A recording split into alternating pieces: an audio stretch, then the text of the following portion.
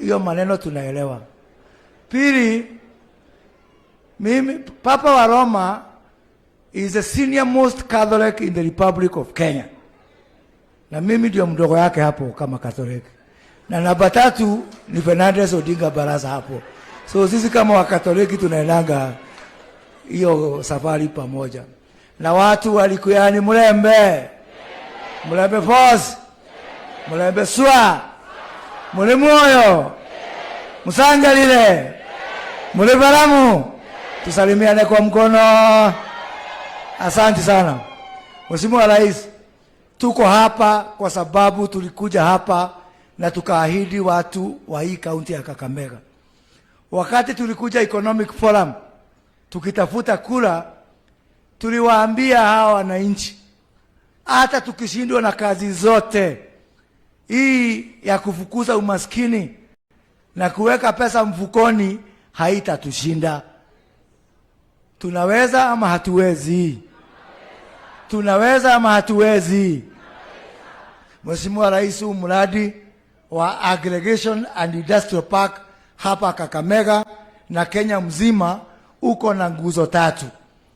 Hii nguzo ya kwanza ni ile tunasema maximizing income for our people.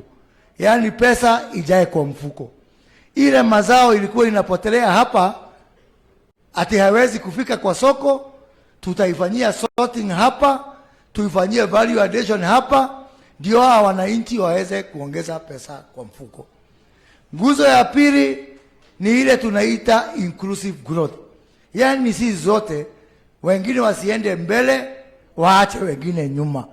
Ndio tunasema, kama ni maneno ya exports, hapo kitambo ni masonko wale wakubwa ambao wangeweza kupeleka bidhaa huko ng'ambo, huko Marekani, huko Ulaya, huko China.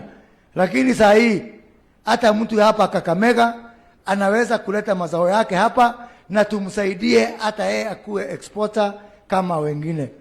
Hapo kitambo maneno ya viwanda ilikuwa ya wale matajiri wakubwa. Lakini sasa hapa mkulima ya hapa katika Likuyani ama hapa Lugari ama Kakamega yote anaweza kuleta mahindi yake hapa, ikasiagwa hapa, tutakuwa na vifaa hapa zinaitwa common user facility.